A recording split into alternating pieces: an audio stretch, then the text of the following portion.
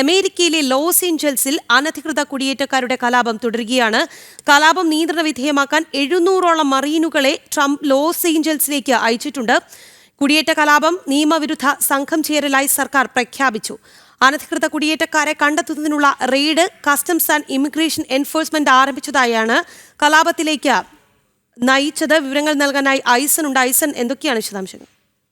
രാഖി, കർശന നടപടികളാണ് ഈ കലാപകാരികൾക്കെതിരെ തുടരുന്നത് എന്ന വിവരങ്ങളാണ് ഇപ്പോൾ പുറത്തുവരുന്നത്. ഇതിൽ ഈ ഇമിഗ്രേഷൻ ആൻഡ് കസ്റ്റംസ് എൻഫോഴ്സ്മെൻറ്റ് വിഭാഗത്തിലെ ഉദ്യോഗസ്ഥരെ കല്ലെറിഞ്ഞ് അവരുടെ വാഹനത്തിനെതിരെ കല്ലെറിഞ്ഞ ആളെ പിടികിട്ടാപ്പുള്ളിയായി പ്രഖ്യാപിച്ചുകൊണ്ട് $50,000 പ്രതിഫലം പ്രഖ്യാപിച്ചുകൊണ്ട് ഇപ്പോൾ FBI ഒരു നോട്ടീസ് വരെ പുറത്തിറക്കിയിരിക്കുന്നു. അതായത് അക്രമം അതിശക്തമായി തുടരുന്ന ഒരു സാഹചര്യത്തിൽ നിരവധി പേർ, അതായത് 10,000 അറസ്റ്റിലാകുന്ന ഒരു സാഹചര്യത്തിൽ കടുത്ത നടപടികളിലേക്ക് കാര്യങ്ങൾ കൊണ്ടുപോവുക എന്നൊരു നീക്കം തന്നെയാണ് അമേരിക്കയിലെ ഫെഡറൽ ബ്യൂറോ ഓഫ് ഇൻവെസ്റ്റിഗേഷൻ്റെ ഭാഗത്തു നിന്ന് ഇപ്പോൾ ഉണ്ടായിക്കൊണ്ടിരിക്കുന്നത്.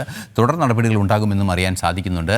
ഇന്ന് രാവിലെയാണ് ഇത് മറ്റൊരു സുപ്രധാനമായ തീരുമാനം, ഇന്നലെ വൈകുന്നേരത്തോടെ സുപ്രധാനമായൊരു തീരുമാനം ട്രംപിൻ്റെ ഭാഗത്തു നിന്ന് വന്നത്. 700ഓളം മറീനുകളെ ഈ പ്രതിരോധ സംവിധാനങ്ങൾക്കായി, അതായത് ലോസ് ഏഞ്ചൽസിലെ അതിക്രമങ്ങളെ തടയുന്നതിനും അത് പ്രതിരോധിക്കുന്നതിനുമായി നിയോഗിച്ചു എന്നാണ് ഇപ്പോൾ അറിയാൻ സാധിക്കുന്നത്. കർശന നടപടികൾ വീണ്ടും തുടരുമെന്നും അറിയാൻ സാധിക്കുന്നുണ്ട്. നേരത്തെ 2000ഓളം നാഷണൽ ഗാർഡ്സിനെ നിയോഗിച്ചുകൊണ്ടാണ് ഈ ആക്രമണത്തിനെതിരെ ശക്തമായ നീക്കങ്ങൾ നടത്തിയത്.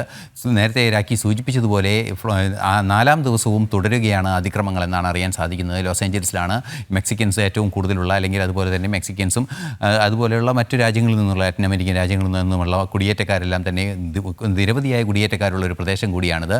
ഇവിടെ അതിക്രമങ്ങൾ തുടരുകയാണ്. ഇമിഗ്രേഷൻ ആൻഡ് കസ്റ്റംസ് എൻഫോഴ്സ്മെൻറ്റ് വിഭാഗം കർശന നടപടികൾ ആരംഭിച്ചതോടെ വലിയ രീതിയിലേക്ക് കലാപങ്ങൾ ചെന്നെത്തുന്ന ഒരു സാഹചര്യമാണുള്ളത്. ഈ സാഹചര്യത്തെ കൃത്യമായി പ്രതിരോധിക്കുക എന്ന നീക്കം തന്നെയാണ് ട്രംപിൻ്റെ ഭാഗത്തു നിന്നുണ്ടാകുന്നത്. അതേസമയം അവിടുത്തെ ഡെമോക്രാറ്റിക് ഭരണ സംവിധാനം, അതായത് സ്റ്റേറ്റിൻ്റെ ഡെമോക്രാറ്റിക് ഭരണ ലോസ് ഏഞ്ചൽസിൽ കുടിയേറ്റക്കാരുടെ കലാപം രൂക്ഷമായി തന്നെ തുടരുകയാണ്. 4ാം ദിവസവും കലാപം തുടരുകയാണ് എന്നാണ് ഐസൻ റിപ്പോർട്ട് ചെയ്തത്.